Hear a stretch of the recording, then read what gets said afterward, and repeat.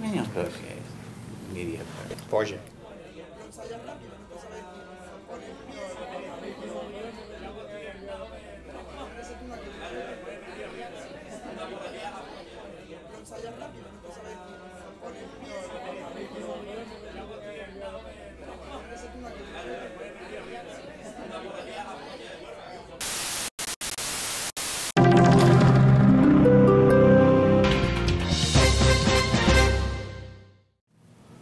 Welcome back to Civil Discourse Now. I'm Mark Swall. I'm Paul Ogden. And we're here on a marathon show today. It's now raining outside. Well, there was the Monumental Marathon. That's true. That's true. We had to drive through it. I only ran over 3 of the runners in it. I guess they got run very fast, didn't they? Yay, audience. Mark, those runners were from Kenya, weren't they? No, the first guy that came through Broad Ripple first, he's like 500 yards ahead of like this group of Kenyan runners. He's like this short little skinny white guy, and he's just like booking on. He might have like jumped out like 2 blocks before. What's that, Boston? I'm thinking performance-enhancing drugs here. Performance-enhancing drugs. I already took those today, but that's beside the point. Maybe it was Paul Ryan doing it. Sounds like a personal problem to me. 74% of life scientists, people who are working on grants in the life sciences, take performance-enhancing drugs. Wow. That's which means that if you're smart, you're going to take drugs. So, are there death sciences too? We have life sciences. Are there death sciences? We were talking about the U.S. Senate race here in Indiana. Real quick, let's talk about the composition of the United States Senate. John? I think it's pretty much either 52 or 53 seats for the Democrats, and it all depends on Wisconsin. That race is as close as it comes between, it's a 2-person race between Tammy Baldwin and Tommy Thompson up there. No Senate races are. There are 3 races. But there are 3 in some of these areas, 4 in Florida actually. But I think it's going to be that one's going to be the one to watch. Wisconsin, I think Montana could be a good one to watch. That's really tight. John Tester's in a little bit of trouble, but when I went through each race, it's like the pickups are offset by the losses. And it comes down to either 52 or 53, depending on what happens in Wisconsin. Does that include Bernie Sanders in your 52 count for Democrats? Yes, I'm including the independents who would more than likely caucus with the Republican or with the Democrats. It would be 50, I suppose, to be 50 or 51 for Democrats. Yeah, with Lieberman gone, I mean that's a huge factor because Lieberman was always like, I'm kind of with the Democrats, but maybe I won't be, and he's gone. Angus King is way ahead coming in Maine, and he's a very interesting politician. Karl Rove has spent $1 million in the last week trying to bash Angus King in Maine. I don't know why he has, but I agree. Can't spend it in Indiana anymore. I agree with John. 52 a year ago, if you looked at the conventional wisdom of the election, it was almost a foregone conclusion that Republicans would regain control of the Senate, albeit by a very slim majority. And with the combination of internal Republican politicking, I think they've kind of taken their chance away now. Now, 2014, you got several blue dog Democrats that won their election in 2008 up for re-election, and that'll be a much more interesting time. But right now, 52, that includes Angus King and Bernie Sanders. There's not much chance for a Republican majority in the Senate this year. Jeff? I think the Republicans had a good chance at taking the Senate, and then they just blew 2 easy seats in Indiana and Missouri. To paraphrase William Hurt, in his history of violence, how could you screw this up? And let's face it, Missouri is still close. Missouri's still close. I mean, Aiken can still pull it out because Claire McCaskill's, as George W. Bush would say, nuclear. Right. That just the same comments that he made. It's like he needed to take a biology course. 2 races to watch. There's Connecticut, which seems to be unusually close. The Angus King race in Maine, I was under the impression that it was a lot closer than that because he's been under heavy attack for his spending and his taxing. It was run by an independent group. The ads were for that one.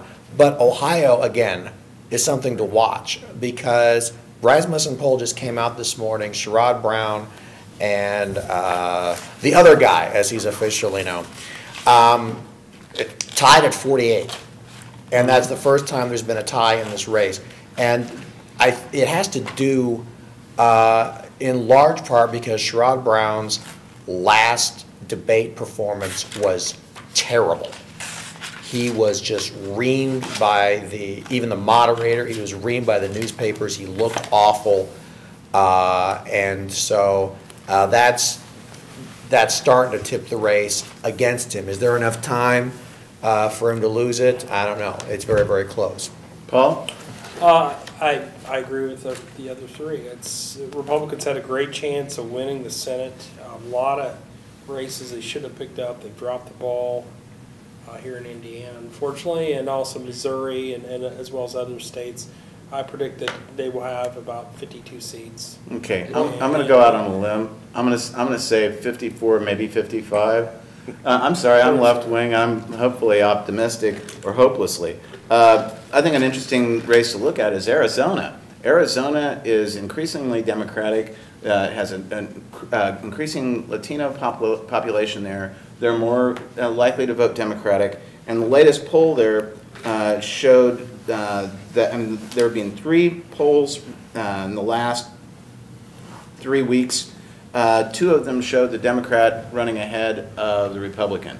And I think that they're... What are the candidates out there? Richard Carmona and Jeff Flake. Flake is a career politician. It's to replace John Kyle, right? Yes. Yeah. Okay. Yes, and Carmona is like a medical doctor, and I mean, I'm not going to read his brochure stuff touting himself, but that's like one of the races I think, and I think that there's a surge for the Democratic Party because people were sick of how the Republicans were blocking everything a couple years ago. How could they block everything? The Democrats had control of the White House and both through sides the of the Congress. veto, or through the filibuster. The fake filibuster. Yeah. No, but The Democrats had a while we have a filibuster-proof moment, majority. let's credit Joe Donnelly for running a perfect race. I mean, it's kind of sad that it took a perfect race with all the things that Murdoch has said, but he has really run a perfect race. He hasn't said anything crazy. His ads have been on target. Joe Donnelly's really, really, in my estimation, and just talking to Joe, I think you mentioned the have a beer factor. Yeah. You talk to Joe Donnelly, and he's kind of the guy you see in the commercials and in the debates. I mean, he's a real guy. He'll talk to you.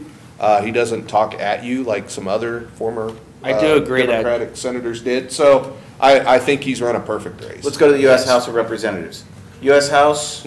I think the U.S. House is interesting because we all pretty much agree that the Republicans will retain a majority. But also what's interesting to know in 2010 is Republicans also gained majorities in lots of state legislative houses. And that means they got to redraw the districts. And we're already seeing the consequences of those redrawn districts because we have so many incumbents to protect. You've got to leave somebody by the wayside.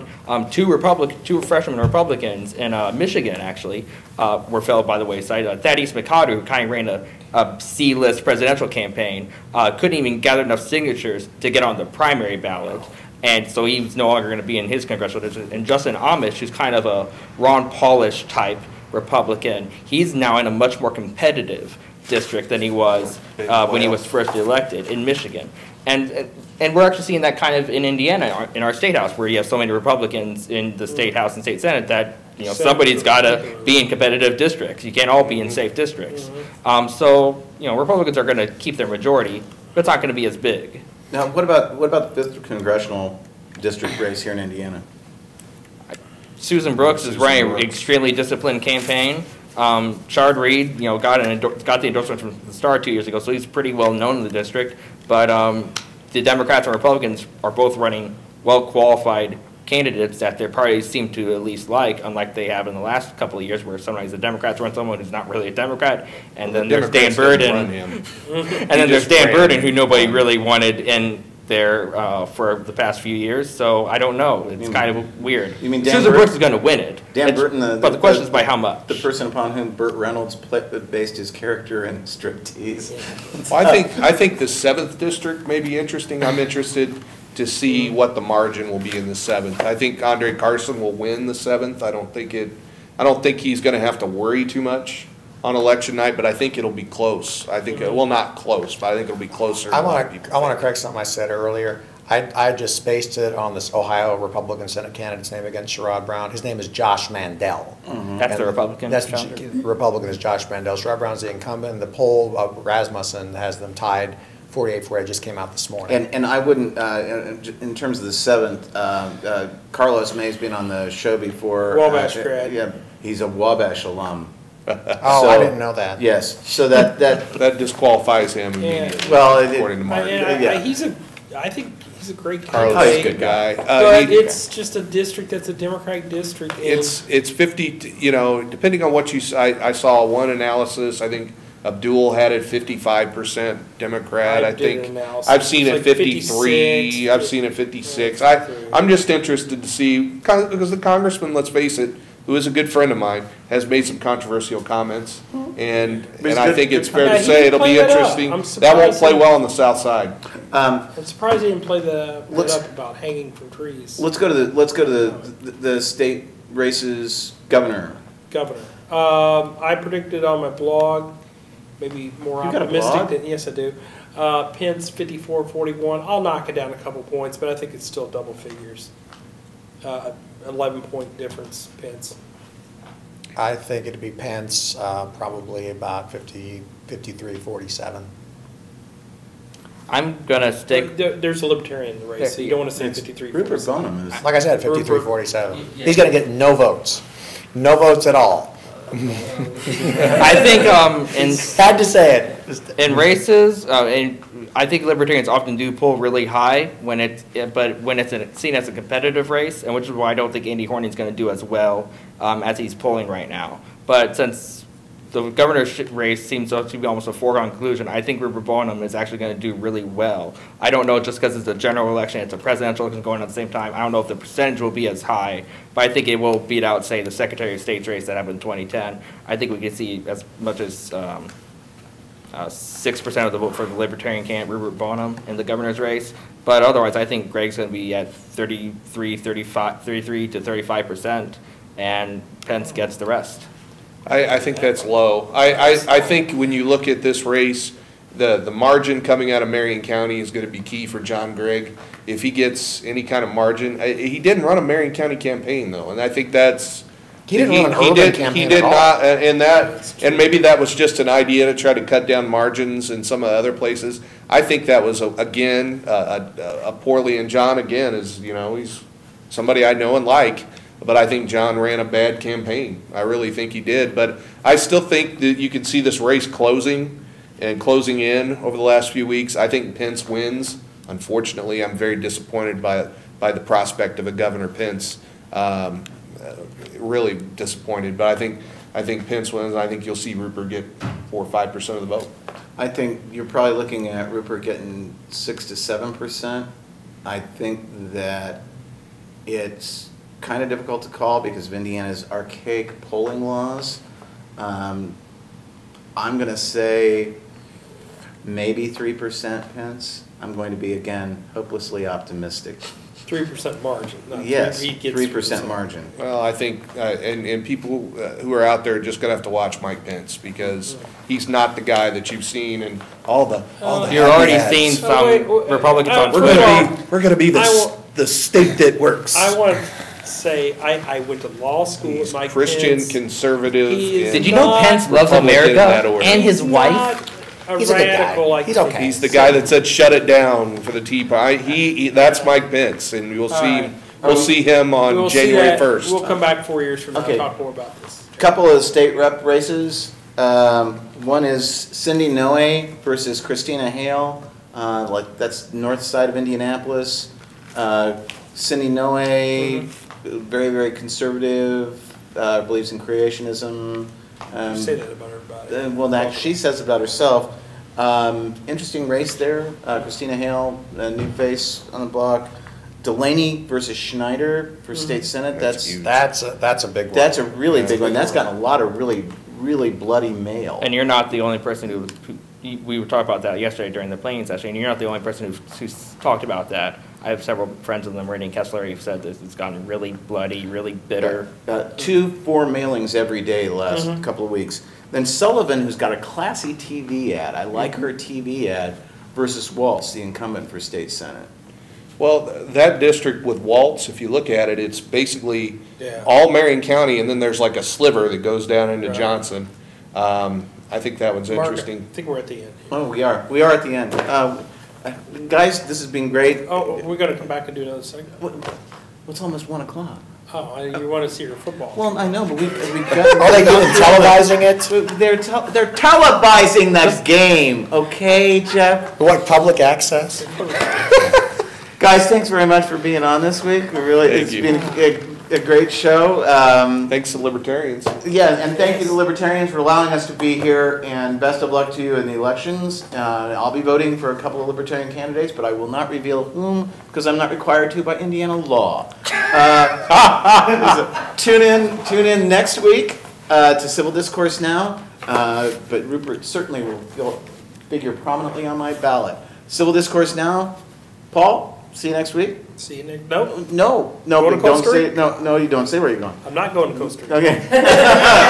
Thanks, everybody. Are you We'll see leaving next if week. Obama gets reelected? I should have said You're that. That's it. I I like the Republicans saying they're gonna move to Canada if Obama gets Can reelected. we edit that last part out? I don't like people know I'm out of town. No, you don't tell people that you're going to be, is it off? It's not like you have a house.